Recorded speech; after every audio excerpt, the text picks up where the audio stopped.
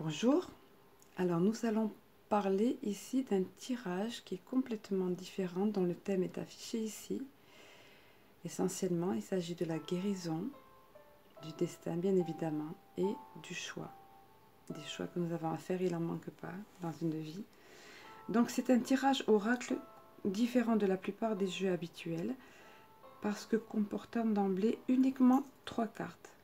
On ne peut pas faire de tirage dit long avec. Mais ces 3 cartes sont d'importance et nous poussent à la réflexion. Alors je vous montre un petit peu. Voilà, il s'agit des chemins de Qumran, à la rencontre de vous-même et de votre destinée. Voilà. Donc la première des cartes, qui est la question, voilà, que nous allons découvrir tout à l'heure, comme les autres d'ailleurs. Pourquoi une question? Parce que derrière ta question se cache paradoxalement une autre question, plus fondamentale. En fait, c'est l'essence même de ton questionnement. Que veux-tu exactement? Telle est la question que tu dois te poser. Quelle est ton intention? Souhaites-tu trouver ton chemin, savoir ce qui est bon pour toi, trouver une solution, te libérer d'un passé, d'une souffrance? Demande et tu auras. Il n'y a pas de limite. L'univers n'a pas de limite. Et n'attends pas que ta souffrance soit trop grande pour demander. Il n'y a ni honte, ni culpabilité à avoir juste un peu d'humilité pour pouvoir recevoir. Voilà, la deuxième des cartes. Ce sont les obstacles. Et Dieu sait qu'il n'en manque pas dans une vie. Vous serez d'accord avec moi? Voilà, pardon. Alors, on ne montre pas encore la carte. Voilà, les obstacles. Le véritable obstacle, en fait, celui-là même qui peut se cacher à l'intérieur de toi et donc t'empêcher d'avancer.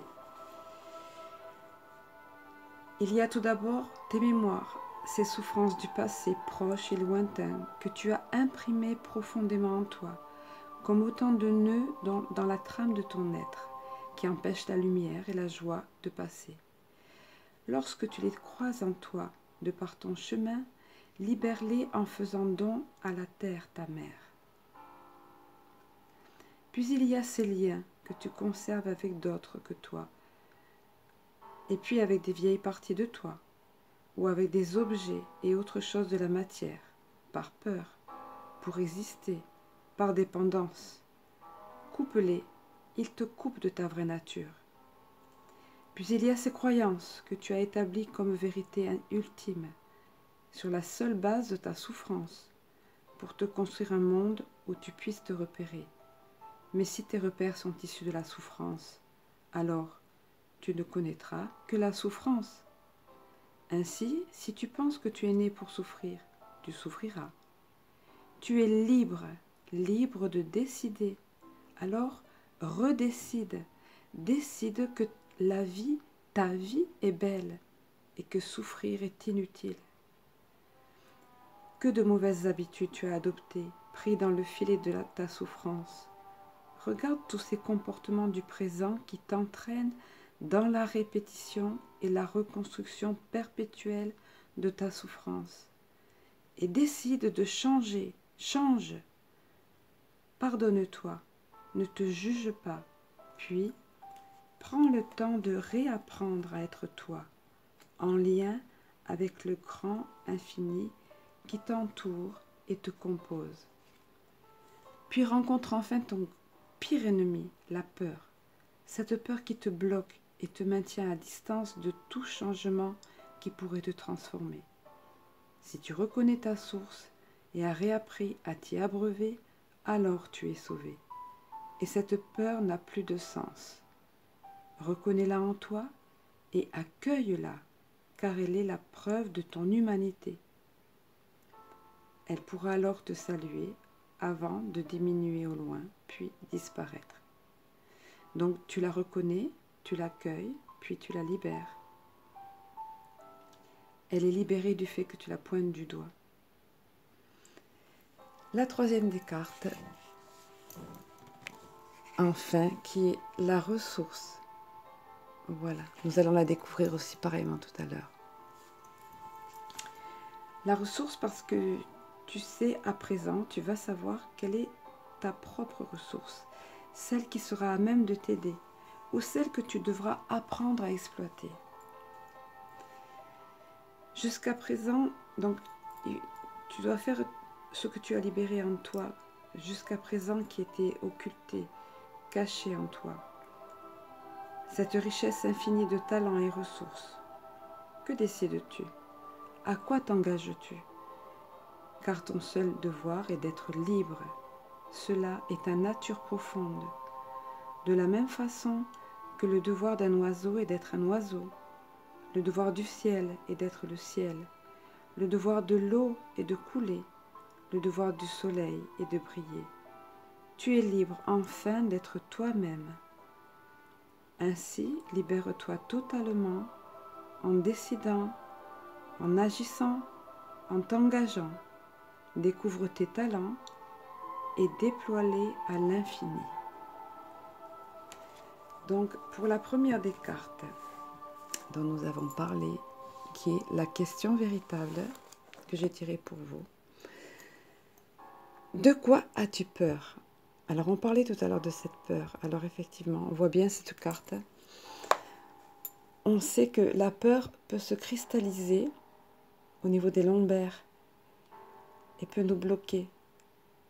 La peur empêche l'action. Le mal a dit. Les lombaires souvent parlent, le manque d'insécurité, la peur. Donc réfléchir à cette question, c'est la question essentielle, primordiale. De quoi avons-nous peur? Voilà, ça invite à la réflexion. Ensuite, l'obstacle.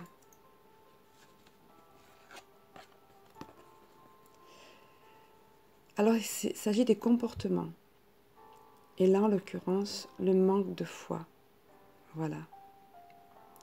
Le manque de foi, oui, c'est quelque chose qui est vital, essentiel, qui se cultive, qui s'apprend. Et c'est vrai que c'est pas évident. Selon les épreuves, c'est difficile de faire toujours preuve de foi, mais on peut y apprendre. Et on y apprend parce que la vie nous montre, les expériences nous montrent que finalement, on avait bien raison et qu'il fallait garder la foi et la confiance. Et la dernière des cartes est en fait, donc c'est la ressource, celle qui nous intéresse en général. Donc là, il s'agit de l'introspection. Alors on remarque ici la personne qui est tout à l'intérieur d'elle. On le voit au niveau de son front. Donc l'introspection, c'est à l'intérieur de soi, évidemment. Je ne vous apprendrai rien. Et une des meilleures choses, entre autres, pour l'introspection, c'est évidemment la méditation. Par la méditation, on peut découvrir beaucoup de choses, on peut se connecter à ses guides, on peut comprendre beaucoup de choses et ça peut être la clé à beaucoup de choses. La méditation, c'est pas seulement forcément se poser, méditer, ça oui bien sûr, mais il y a aussi une balade en nature, être seul avec soi-même, en contemplation dans la nature ou en faisant des choses du quotidien qui nous laissent l'esprit libre justement. Voilà. Donc, de quoi faire une introspection sur soi. Sur ce, je vous remercie de votre attention et je vous souhaite le meilleur et à bientôt.